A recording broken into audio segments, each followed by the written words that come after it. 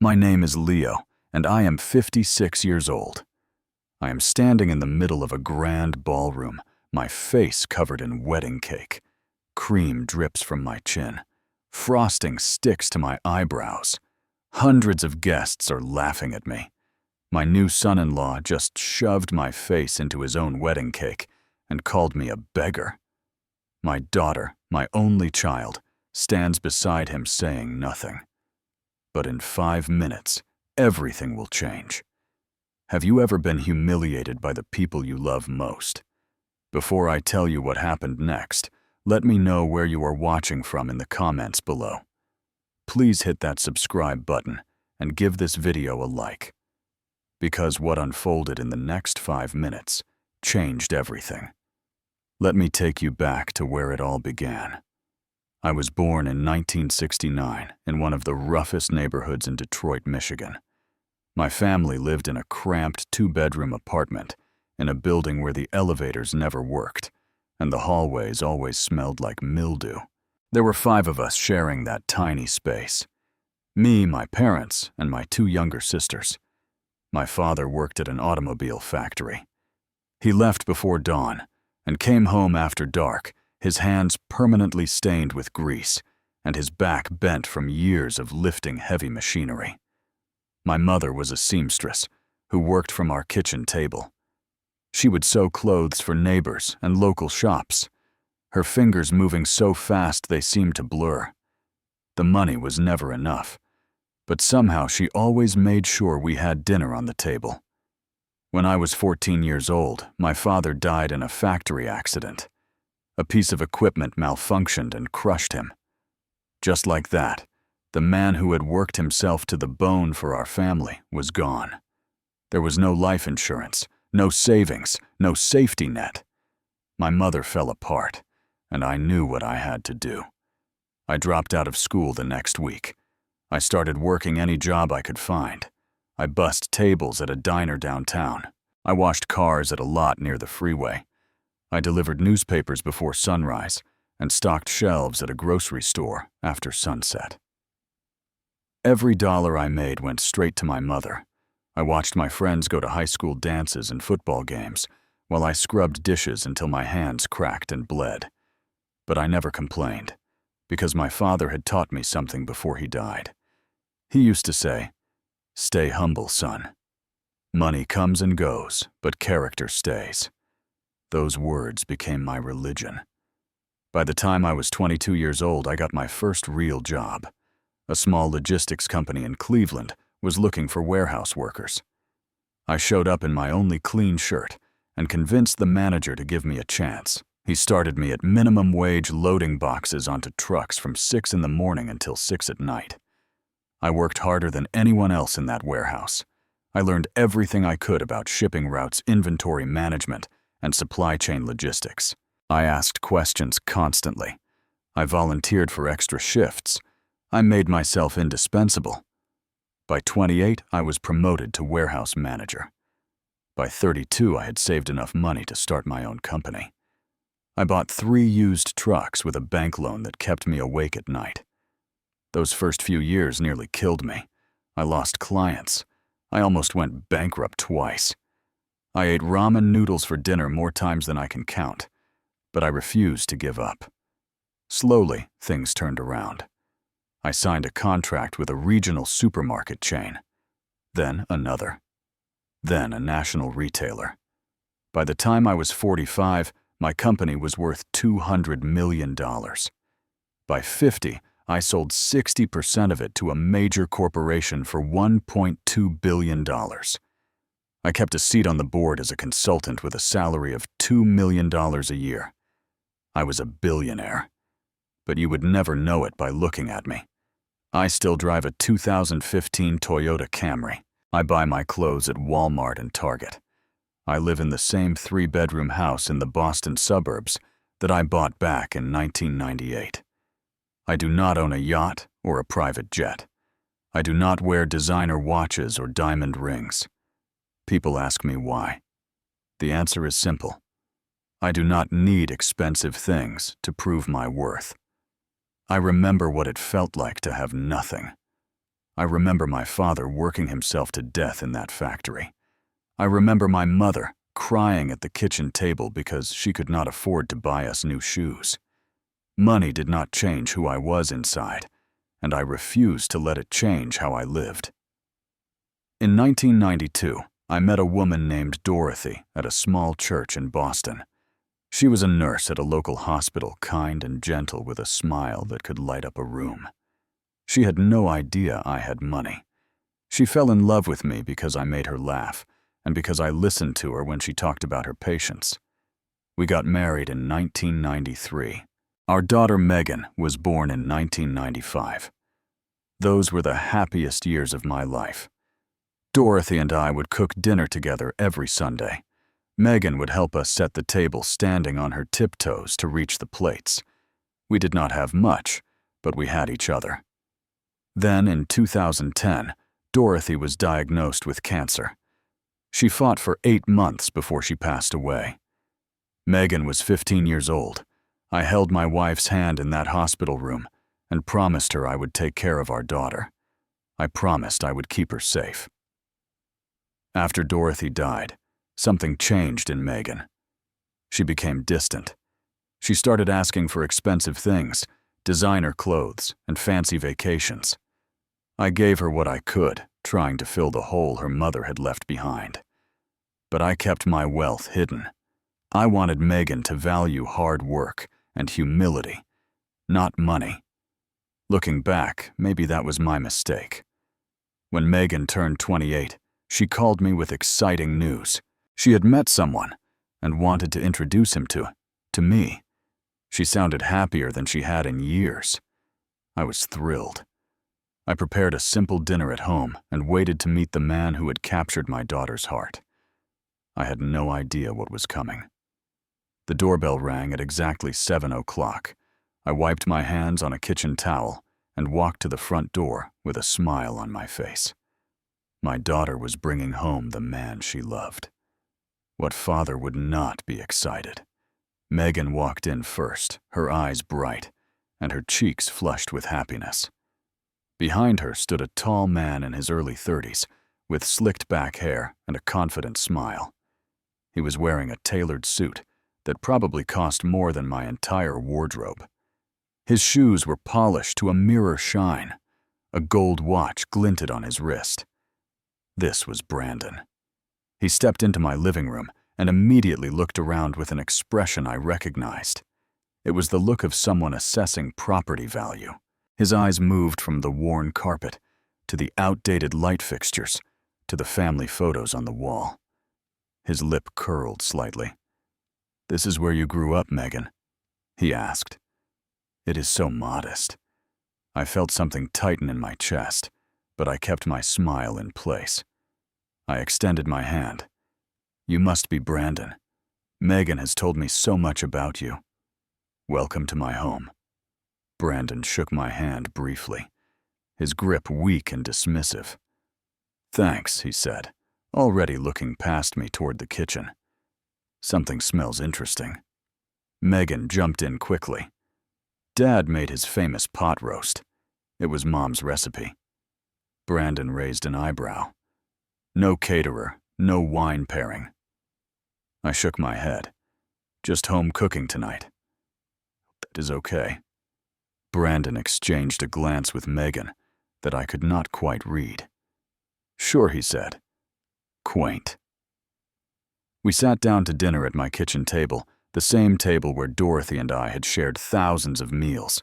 I had worked hard on this pot roast. I had followed Dorothy's recipe exactly hoping it would impress the man my daughter loved. Brandon took one bite and set down his fork. He spent the rest of the meal pushing food around his plate while talking about himself. I learned that Brandon was 32 years old and worked as a luxury real estate broker in Boston. He claimed to make $300,000 a year. He told me about his penthouse apartment with a view of the harbor. He described his BMW X5 in detail, mentioning the leather seats and the premium sound system at least 3 times. He talked about his recent vacation to the Maldives and the 5-star resorts he had stayed in. I listened politely, nodding at the right moments. Eventually, Brandon turned his attention to me. "So what do you do, Leo?" "Or what did you do before you retired?" I kept my voice casual. "I used to work in logistics. Retired now." Brandon's face fell. "Oh, so you were like a truck driver or something?" "Something like that," I said. Brandon leaned toward Megan and whispered something. He probably thought I could not hear him, but my hearing has always been good. "I thought your dad would be more impressive," he said. Megan whispered back, "He is just a regular old man, but he is my dad." Those words hurt more than I expected. My own daughter thought of me as a regular old man. Nothing special, nothing impressive, just someone to be tolerated. After dinner, Brandon announced his plans for the wedding. It would be held at the Ritz-Carlton in Boston. 500 guests, a designer gown from Paris, a 7-tier cake, live orchestra. The whole thing would cost $250,000. My eyes widened at the number. Brandon smiled at me. "Of course, the bride's family traditionally pays for the wedding." He paused. "But I understand if you cannot afford something like this. Maybe we could do a backyard barbecue instead." Megan did not say a word in my defense. I took a deep breath. "I will contribute what I can," I said. Brandon's smile faded. "I told you we should have eloped," he muttered to Megan. After they left that night, I sat alone in my kitchen for a long time. I looked at the chair where Dorothy used to sit. I wondered when my daughter had changed so much. I wondered if I had failed her somehow. The next morning, I called my lawyer, a man named Mr. Harrison, who had handled my affairs for 20 years. I told him about Brandon and asked for his advice. Mr. Harrison was blunt. "If they only care about money, they will never respect you for who you are. The question is, do you want to find out the truth?" I made a decision. I would offer $30,000 for the wedding. It was a generous amount by normal standards. If Megan and Brandon truly loved me, they would accept it graciously. If they did not, I would learn something important about who they really were. A week later, Megan called me. Her voice was cold. "30,000, she said. "Dad, that is embarrassing. Brandon's family is contributing 200,000. I tried to explain. "Megan, that is a lot of money. I want to help, but I need to be responsible." There was a long pause. Whatever she said, "I will tell Brandon. He is not going to be happy." The line went dead. I stared at the phone in my hand, my heart sinking. This was not the daughter I had raised. This was not the little girl who used to help me bake cookies and read books by the fireplace. Something had changed, and I did not know how to fix it. The weeks that followed were some of the loneliest of my life. Megan stopped answering my calls. When I did manage to reach her, our conversations were brief and cold. She was busy with wedding preparations. She did not have time for me. I called to offer my help with the planning. Megan's response was dismissive. "Brandon's mom is handling everything," she said. "We do not need you." I was not invited to the dress fittings. I was not asked to help choose flowers, or taste cakes, or review seating charts. My opinion was never requested on any detail of my daughter's wedding. I was being systematically excluded from one of the most important events of her life. One afternoon, I drove to Megan's apartment to see her. I just wanted to talk. I wanted to understand what had gone wrong between us. I knocked on the door and waited. Brandon answered. He was wearing a silk robe and holding a glass of whiskey, even though it was 2 in the afternoon. When he saw me, his expression shifted to one of annoyance. "Oh, it is you," he said. "Megan is busy." "Can I come in and wait?" I asked. I would really like to see her. Brandon did not move from the doorway. "She is trying on jewelry for the wedding. It is a whole thing." Maybe come back another time. I stood there for 10 minutes, hoping he would change his mind. He did not. Eventually, I turned and walked back to my car. My own daughter was less than 50 feet away, and she might as well have been on another planet. 2 weeks before the wedding, there was a dinner to introduce the two families. It was held at an upscale restaurant in downtown Boston, the kind of place with white tablecloths and waiters in tuxedos. I put on my best suit, a charcoal gray number I had bought 15 years ago for Dorothy's memorial service. It was outdated, but it was clean and pressed. I drove my Camry to the restaurant and handed my keys to the valet. He looked at my car, then at me, with barely concealed disdain. The parking lot was filled with Mercedes and BM and Porsches.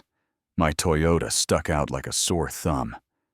Inside, I found the private dining room where the dinner was being held. Brandon's parents were already there. His father was named Gerald, a heavy-set man in his 60s, who ran a real estate development company. His mother was named Patricia, a thin woman, dripping with diamonds, and carrying a Hermes handbag that probably cost more than my car. When they saw me enter, Patricia's face tightened. Gerald looked me up and down like he was appraising a property he had no intention of buying. "You must be Leo," Gerald said, not bothering to stand or shake my hand. "Brandon tells me you used to drive trucks." "I ran a small trucking company," I corrected gently, "before I retired." Patricia leaned toward Megan and whispered something. She thought she was being discreet, but I heard every word. "Honey, are you sure about this? Your father seems so ordinary." Megan's response made my blood run cold. "It is fine," she said. "He will not embarrass us at the wedding." I spent the rest of that dinner being ignored. Gerald talked about his latest development projects. Patricia discussed their upcoming trip to Monaco. Brandon bragged about a multi-million-dollar property he had just sold. No one asked me a single question. No one made eye contact with me. I was invisible. When the check came, Gerald made a big show of picking it up. "Do not worry, Leo," he said with a condescending smile. "I have got this. I know it is probably more than you spend on groceries in a month." Everyone laughed, except me. A week before the wedding, I received my invitation in the mail. I opened the envelope with shaking hands, hoping to see my name printed in gold as the father of the bride. Instead, I was listed simply as guest. I called Megan immediately. "Why am I listed as a guest?" I asked. "I am your father." Megan sighed like I was being difficult. Brandon thought it would be awkward. "You know, because of the difference between our families. We did not want to draw attention." "What about walking you down the aisle?" I asked. "That is tradition. That is what fathers do." "Brandon's uncle is going to do it," Megan said. "He is a senator. It will look better for the photographs." I could not speak. The words would not come. "Dad, it is not personal," Megan continued. "It is just that you would look out of place, standing next to everyone else. Your suit is old. Your shoes are scuffed. People would notice. I am your father," I finally managed to say. "Does that not mean anything?" "Of course it does," Megan said. "But this is my wedding day. I want everything to be perfect." She hung up without saying goodbye. That night, I sat in my living room surrounded by photo albums. I looked at pictures of Megan as a baby, as a toddler, as a gap-toothed elementary schooler. I looked at photos of her first day of high school, her prom, her college graduation. In every picture, she was smiling. In every picture, I was right beside her. Where had that little girl gone? I thought about not going to the wedding at all. I thought about sparing myself the humiliation of sitting in the back like a stranger. But then I remembered the promise I made to Dorothy on her deathbed. I promised to take care of Megan.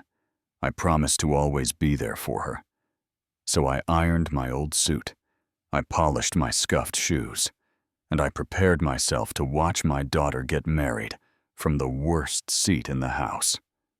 The morning of the wedding arrived gray and overcast, as if the sky knew what was about to happen.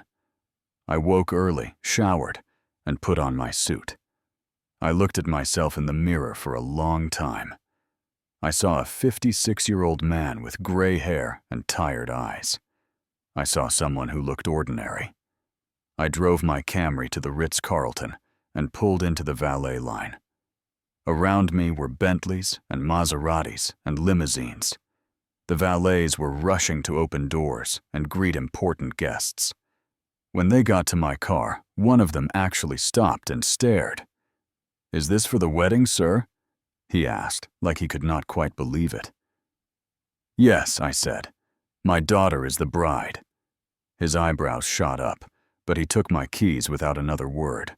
Inside the hotel lobby was filled with guests in designer gowns and custom tuxedos.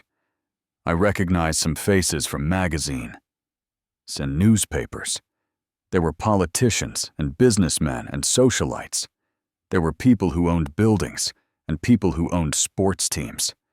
And there was me in my 15-year-old suit that suddenly felt 2 sizes too small.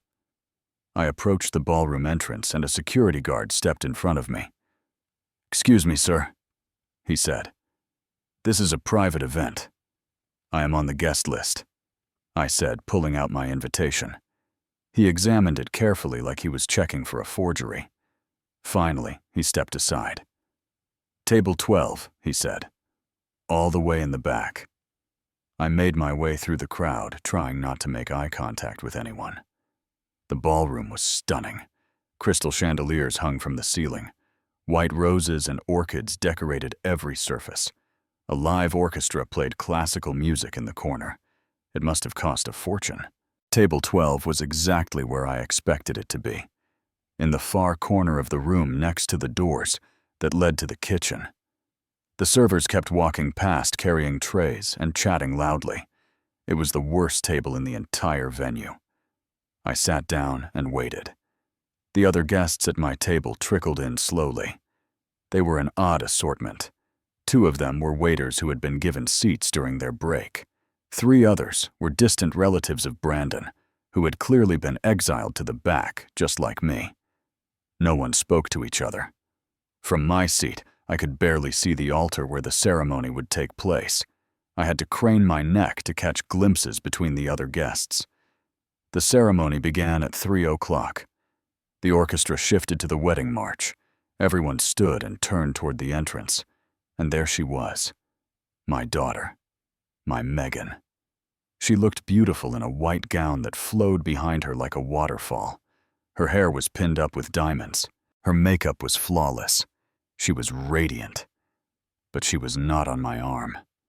Brandon's uncle, the senator, walked her down the aisle. He was tall and distinguished in his tuxedo, his silver hair perfectly combed. He smiled for the cameras, like this was just another campaign event. Megan smiled too, her hand resting lightly on his arm.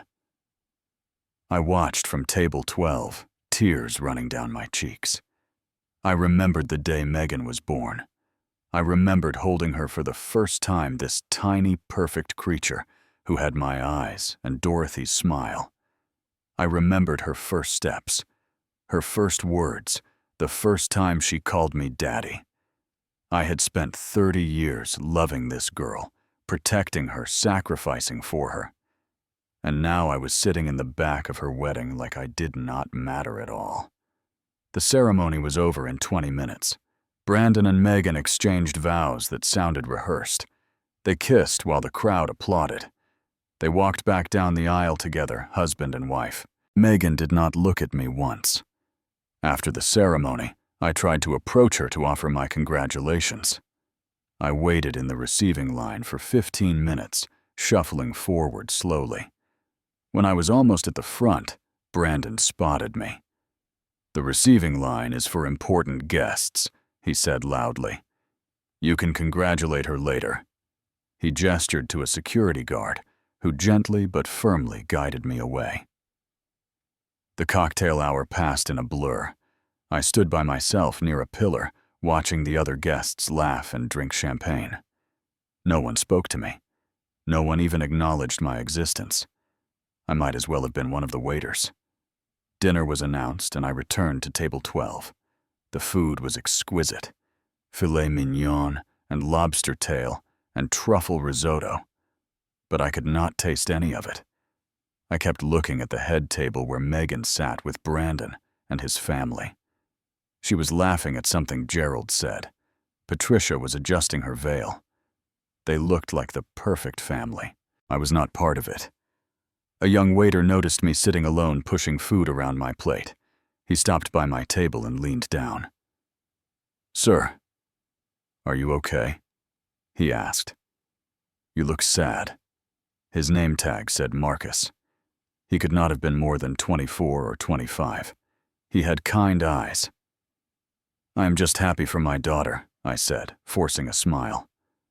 Marcus nodded, but he did not look convinced. He squeezed my shoulder gently before moving on to another table. Halfway through dinner, something unexpected happened. A man approached table 12 and tapped me on the shoulder. I turned around and found myself face to face with someone I had not seen in years. "Leo," the man said. "Leo Jameson, is that you?" His name was Richard Thornton. He was the CEO of a major investment firm, and we had worked together on a business deal about a decade ago. He was worth several $100 million himself. Richard said, standing to shake his hand. "What are you doing here?" He gestured vaguely. "My wife is friends with Patricia. We got invited at the last minute. But what are you doing here, and why are you sitting all the way back here?" "This is my daughter's wedding," I said quietly. Richard's eyes widened. "Your daughter? But why are you at the worst table? Why are you not up front with the family?" I gave him a brief explanation. I told him about Brandon. I told him about being listed as a guest instead of the father. I told him about being excluded from the ceremony. Richard shook his head in disbelief. "They do not know who you are, do they?" "No," I admitted, "and I would prefer to keep it that way." Richard promised to stay quiet, but I could see the anger in his eyes. He patted my shoulder and returned to his table near the front of the room. I went back to picking at my dinner, watching the head table from across the ballroom. Brandon was standing up now, gesturing toward the enormous wedding cake in the corner. It was 7 tiers of white frosting and sugar flowers. I had heard it cost $15,000. The cake-cutting ceremony was about to begin. I had no idea what was coming next. "Ladies and gentlemen," the MC announced, "please direct your attention to the happy couple as they cut their wedding cake." The crowd applauded as Brandon and Megan made their way to the cake table. They posed for photographs, Megan's hand over Brandon's, as they held the silver knife together. The cameras flashed like lightning. Brandon picked up a microphone. "Before we cut this cake," he said, "I want to thank everyone for being here tonight. This is the happiest day of my life." More applause. "I especially want to thank my wonderful in-laws," Brandon continued.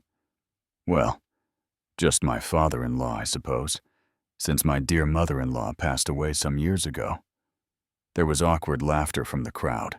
Brandon scanned the room. "Hey, where is the old man anyway?" "Come up here, Leo. Do not be shy." I felt my stomach drop. I shook my head trying to decline, but people around me were already pushing me forward. Hands patted my back. Voices urged me on. Before I knew it, I was being shepherded toward the stage like a sheep to slaughter. I climbed the steps and stood next to Brandon, feeling completely out of place. The lights were blinding. Hundreds of faces stared up at me. I could see Gerald and Patricia at the head table watching with amusement. Brandon put his arm around my shoulder in a gesture that might have looked friendly, but felt like a vice. "Look at this suit," he said into the microphone. "Did you buy this in the 80s? The crowd laughed. Someone actually whistled. I smiled weakly, trying to be a good sport. Brandon was not finished. "You know what, Leo, I think the father of the bride should be the first to taste the cake." "What do you say, everyone?" More cheers from the crowd. I thought Brandon was going to cut a slice and hand it to me. I thought this was some kind of awkward tradition I was not familiar with. I started to reach for a plate. I never saw it coming. In one swift motion, Brandon grabbed the back of my head and shoved my face directly into the bottom tier of the wedding cake. Frosting went up my nose. Cake filled my mouth. Cream coated my eyes. I could not breathe. I could not see. I heard the crowd gasp, then erupt into laughter. Brandon's voice boomed through the speakers. "Try some dessert, beggar." I stumbled backward, clawing at my face, trying to wipe away the frosting. My lungs burned. My eyes stung. Through the blur, I could see people pointing and laughing. Someone was recording on their phone. I looked at Megan. She was standing right there. She had seen everything. She did not move. She did not say a word in my defense. Gerald and Patricia were laughing the hardest of anyone. Patricia was dabbing at her eyes like this was the funniest thing she had ever seen. I stood there on that stage, covered in wedding cake, more humiliated than I had ever been in my life. I wanted to run. I wanted to disappear. I wanted to melt into the floor and never be seen again. But I could not move. My feet were frozen in place. Then, cutting through the laughter, came a voice. "Stop!" The ballroom fell silent. I wiped cake from my eyes and saw Richard Thornton standing up from his table. His face was red with anger. He was pointing directly at me. "Do you people know who this man is?" Richard shouted. Brandon laughed nervously. "Yeah, a broke old man who could barely afford 30 grand for this wedding." Richard shook his head. "This man is Leo Jameson. He is one of the richest men in New England. He is a billionaire." The silence that followed was deafening. Brandon's smile froze on his face. "That is ridiculous," he said. "Look at him." Richard pulled out his phone. He typed something quickly, then showed the screen to the people around him. They gasped and started whispering to each other. Someone connected Richard's phone to the projector screen behind the stage. Suddenly, my face was displayed 50 feet wide for everyone to see. Leo Jameson, the headline read. Logistics mogul, net worth $1.4 billion. There were photographs of me from Forbes and Bloomberg and Business Insider. There were articles about my company, about the sale, about my philanthropy. The room erupted into chaos. Gerald's face went white as a sheet. Patricia dropped her champagne glass, and it shattered on the floor. Brandon stood frozen, his mouth opening and closing like a fish out of water. Megan looked at me with eyes so wide, they seemed to take up half her face. "Dad," she whispered. "Is that true?" I wiped more frosting from my face. I looked at my daughter. I looked at Brandon. I looked at the hundreds of guests who were now staring at me with completely different expressions than they had moments before, as I said, "Yes, it is true." Brandon started sputtering. "That cannot be right. He drives a Toyota. He wears clothes from Walmart. He lives in a tiny house in the suburbs." "I do," I said calmly, "because I do not need expensive things to prove my worth." Gerald rushed over his face, desperate. "Mr. Jameson," he said. "I had no idea. We are so sorry. This was all just a misunderstanding." I looked at him. "You are sorry because I am rich, not because your son just humiliated me." Patricia tried to laugh it off. "It was just a joke," she said. "Brandon was just playing around. No harm done." I pointed to my cake-covered suit. "A joke your son called me a beggar and shoved my face into a cake in front of 500 people. The crowd murmured. I could see phones out everywhere now recording everything. Brandon finally found his voice. "Look, he said I did not know." "How was I supposed to know? You should have told us." I should have told you I asked. Why? So you would treat me with respect. So you would let me walk my daughter down the aisle.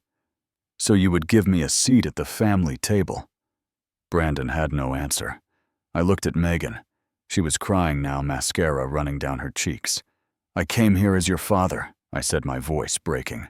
Not as a billionaire. And you let them treat me like this. The ballroom was utterly silent. 500 guests stood motionless, watching the scene unfold, like it was a movie they could not pause. Gerald and Patricia huddled together, whispering frantically. Brandon looked like he wanted to crawl under the stage and disappear. I stood there, covered in cake, and realized something important. This was my moment. Not to gloat, not to seek revenge, but to finally speak the truth. I picked up the microphone that Brandon had dropped.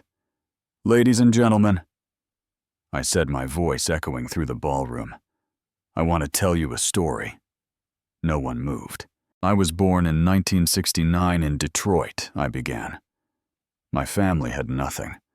My father died when I was 14, and I had to drop out of school to help support my mother and sisters.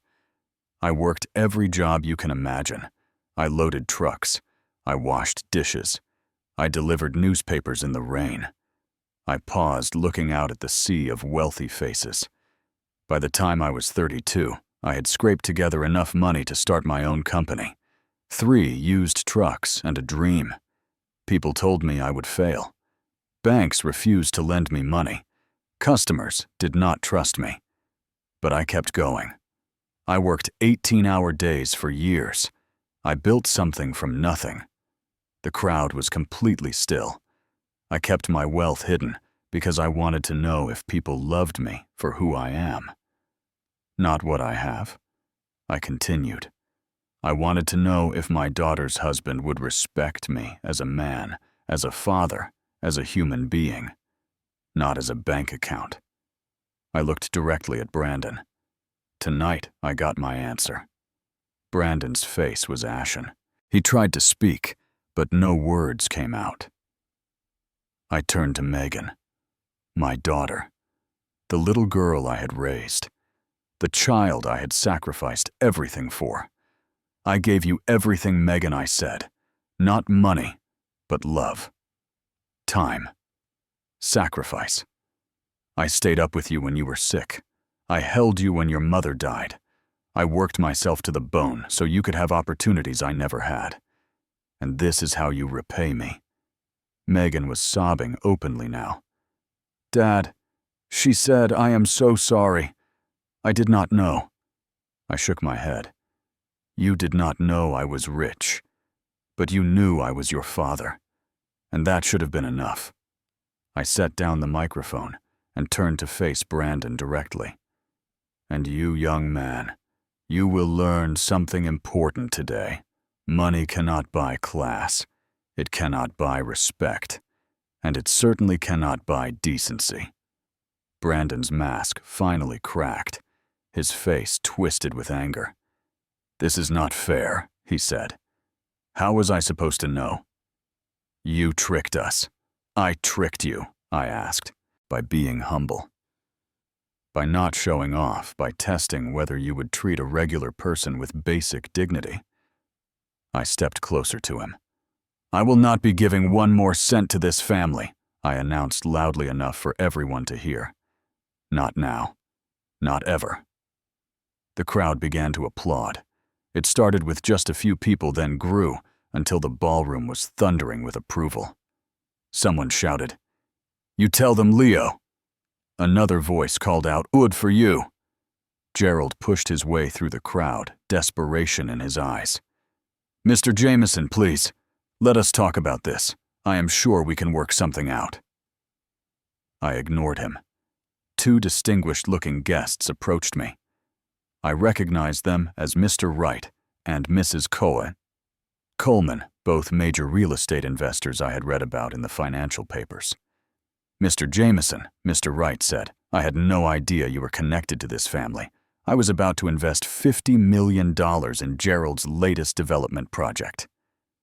Same here, Mrs. Coleman added.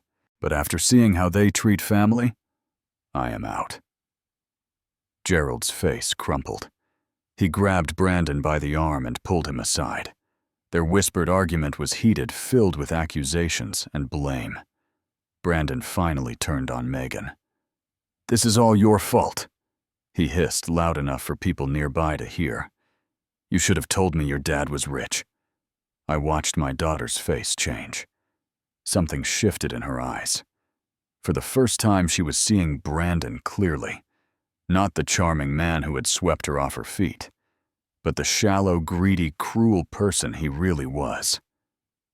Megan slowly pulled her hand from Brandon's grip.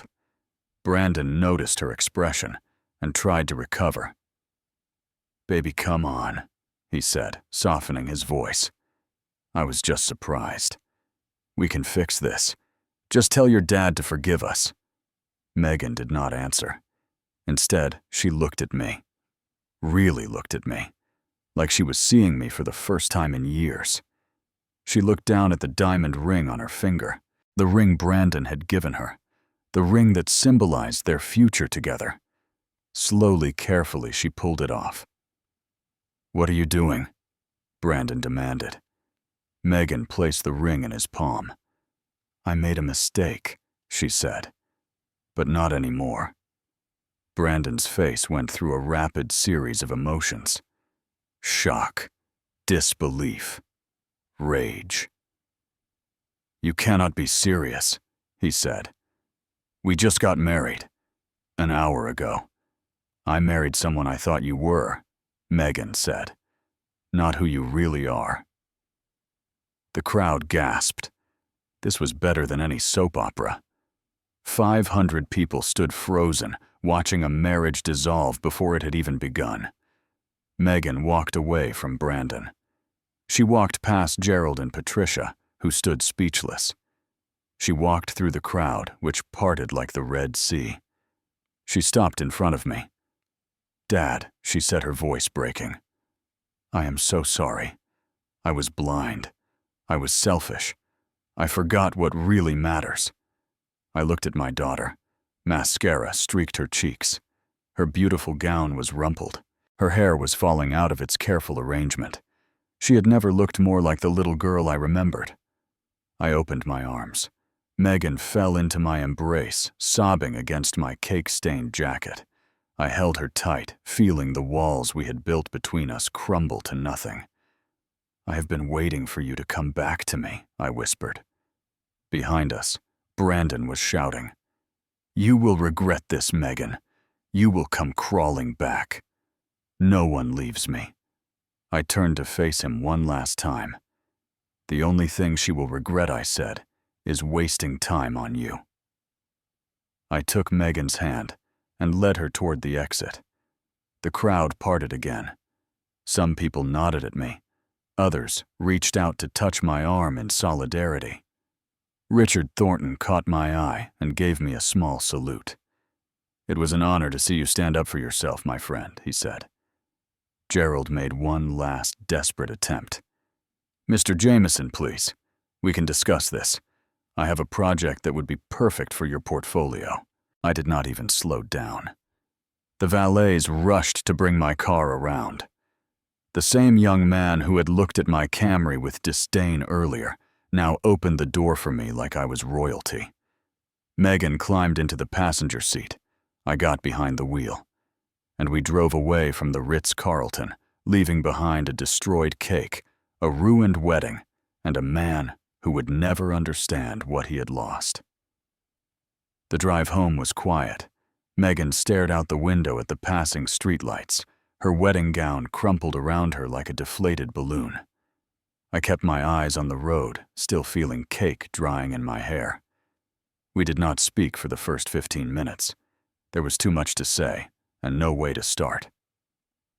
Finally, Megan broke the silence, as she said, "Why did you never tell me I considered the question? I could have told her I wanted to protect her. I could have told her I wanted her to value hard work. Both of those things were true, but they were not the whole truth. Your mother and I made a decision when you were little," I said. "We did not want money to define who you were. We wanted you to grow up knowing that character matters more than wealth, that kindness matters more than status." Megan was quiet for a moment. Mom knew too. "Of course," I said. "We were partners in everything." "She told me once that you were the best man she ever knew," Megan said softly. I thought she was just being sentimental. I did not realize she meant it literally. I smiled despite myself. Your mother was always more perceptive than I was. We pulled into the driveway of my little house, the house Megan had been embarrassed about, the house Brandon had looked at with contempt. It looked the same as it always had, small, modest, full of memories. Megan did not move to get out of the car. She sat there, looking at the front door. "I spent so many years trying to get away from this place," she said. "I thought it was holding me back. I thought I needed fancy things and rich friends and a glamorous life to be happy. I waited. But sitting in that ballroom tonight, surrounded by all those wealthy people, I was miserable," she continued. "And then, when Brandon did that to you, when everyone laughed, I wanted to disappear. Not because I was embarrassed of you, because I was embarrassed of myself. Why did you not say anything I asked? Why did you let him do that?" Megan's face crumpled. "Because I had spent months convincing myself that Brandon was right about you, that you were just a regular old man, that your opinions did not matter. I had been so wrapped up in his world that I forgot where I came from. I forgot who raised me." She started crying again. "When Richard stood up and said you were a billionaire, my first thought was that it could not be true," she said. "My second thought was that if it was true, Brandon had just made the biggest mistake of his life. But my third thought, Dad, was this." She turned to look at me. "If you were rich this whole time, and you still lived like this, still treated everyone with kindness, still never showed off, or bragged, or put people down, then everything Brandon taught me was wrong. Everything I thought I wanted was meaningless. You were the successful one all along." I reached over and took her hand. "Megan," I said, "I am not perfect. I made mistakes too. Maybe I should have told you about the money. Maybe I should have prepared you better for the world. But I always loved you. I never stopped loving you, not for 1 second." We sat in the car for a long time holding hands, letting years of misunderstandings dissolve between us. Over the following weeks, Megan filed for an annulment. The marriage had been so short that it was relatively straightforward. Brandon tried to fight it at first, but when his lawyers realized exactly how much money I had and how many powerful friends I could call on, they advised him to settle quickly. I learned later that Gerald's development company lost several major investors after the wedding fiasco. Videos of Brandon shoving my face into the cake had gone viral. The scandal was covered by local news stations and gossip blogs. The name Thornton became synonymous with cruelty and snobbery in Boston social circles. Amanda Brandon's business partner wanted nothing more to do with him. She said the negative publicity was destroying their brand. Last I heard, Brandon had moved to another state to try to rebuild his reputation. I did not feel satisfaction at his downfall. Mostly, I felt sad. Sad that he had wasted his potential. Sad that he might never learn the lessons he needed to learn. Sad that somewhere along the way, someone had taught him that money was more important than decency. Megan moved back into my house temporarily. At first, she was fragile. She would spend hours sitting in her old bedroom looking at photographs of her mother. She would cry without warning. She would apologize to me constantly sometimes for specific things, and sometimes for everything at once. Gradually, she began to heal. We started cooking dinner together again the way we used to when she was young. I taught her Dorothy's recipes. The pot roast, the apple pie, the Sunday morning pancakes. Megan would stand at the counter chopping vegetables, and I would catch glimpses of the little girl she used to be. 3 months after the wedding, Megan told me she had made a decision. She wanted to go back to school. She wanted to get her master's degree in education and become a teacher, just like her mother had always dreamed of being. I supported her completely. I offered to pay for her tuition, but she refused. She said she needed to earn it herself.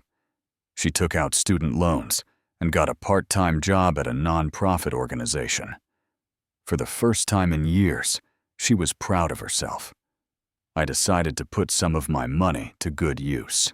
I established a scholarship fund in Dorothy's name for young women from low-income families who wanted to pursue careers in education. Megan helped me design the program.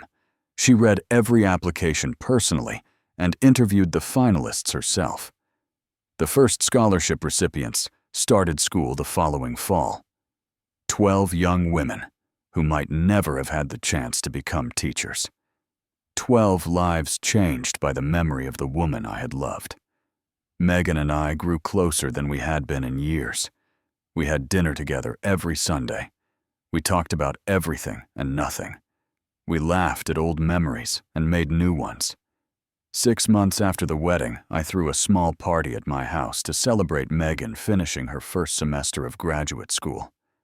Tom was there, along with Mr. Harrison and a few other close friends. We grilled hamburgers in the backyard and ate store-bought cake and talked until the stars came out. At one point during the evening, Megan pulled me aside. "Dad," she said, "I want to thank you for what I asked, for not giving up on me," she said, "even when I gave you every reason to." I hugged her tight. "Parents do not give up," I said. "Not ever." She pulled back and looked at me with eyes that reminded me so much of Dorothy. "I wasted a lot of years chasing the wrong things," she said. "But I think maybe that is okay, because I found my way back, and I know now what really matters." "What is that?" I asked. She smiled. "Family. Love. Being there for the people who need you.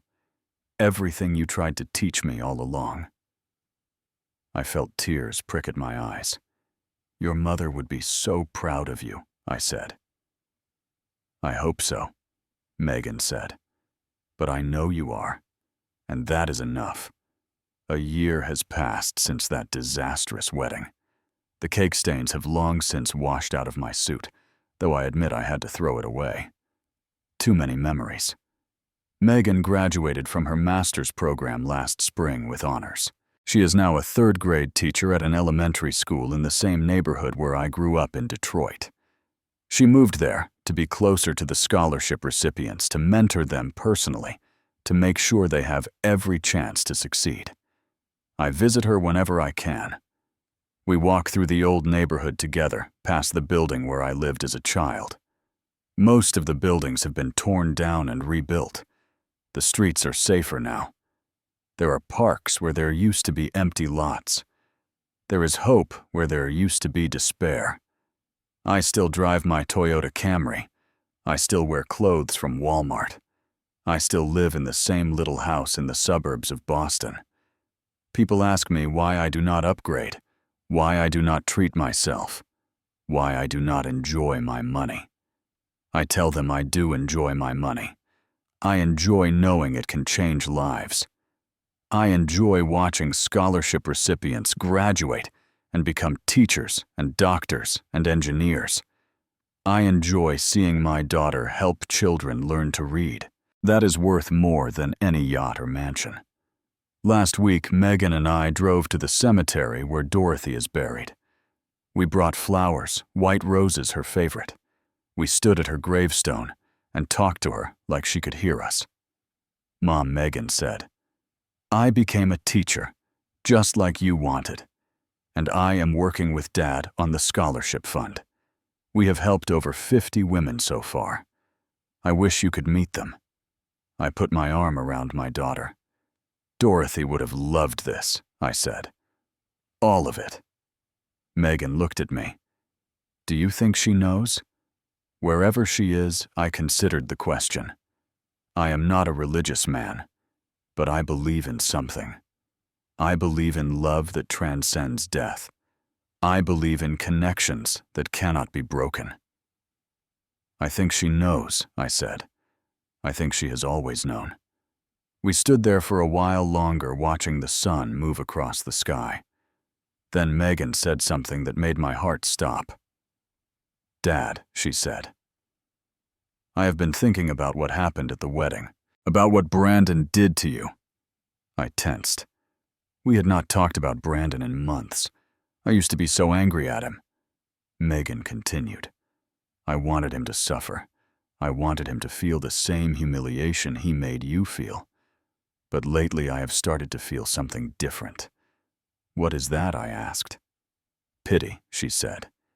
He is so obsessed with money and status that he cannot see what really matters. He will probably spend his whole life chasing things that do not make him happy. That is its own punishment. I nodded slowly. That is very wise. I learned it from you, she said, and from Mom. You showed me that the best revenge is not revenge at all. It is just living a good life, being kind, being humble, being there for the people who matter. I pulled her into a hug. When did you get so smart? I asked. I had good teachers, she said. We walked back to the car, arm in arm. The sun was setting, painting the sky in shades of orange and pink. It was beautiful, peaceful, perfect. As I started the engine, Megan turned to me. Dad, she said, thank you for being my father. I smiled. Thank you for being my daughter. We drove home through the gathering dusk, the Camry humming along like it always had. I thought about everything that had happened. The humiliation, the revelation, the reconciliation, the healing. That night at the wedding, I lost something I thought I had. A perfect family, a stress-free retirement, a relationship with my daughter that I assumed would always be there. But I gained something far more valuable, a daughter who finally saw me for who I really am. Not a billionaire, not a beggar, just her father. And maybe in the end, that is the only title that ever truly mattered. I do not know what Helen planned or did not plan. I do not know if life unfolds according to some grand design or if we simply make the best of what comes our way. But I know this. Sometimes the greatest inheritance is not money. It is the wisdom to use it right. And sometimes the worst day of your life can become the beginning of something beautiful. If you have made it this far, I want to ask you something. Have you ever been judged by someone who did not know your true worth? Have you ever had to prove yourself to people who should have loved you unconditionally? I would love to hear your story in the comments below. If this story touched your heart, please give it a like. If you want to see more stories like this, subscribe to this channel and hit that notification bell so you never miss an upload. And if you know someone who needs to hear this message, please share this video with them. Thank you for spending this time with me. Thank you for listening. And remember, no matter what anyone says about you, no matter how they judge you or mock you or dismiss you, you know who you are. And that is enough. Take care of yourselves. Take care of each other. And never let anyone make you feel like you are less than you are. Until next time.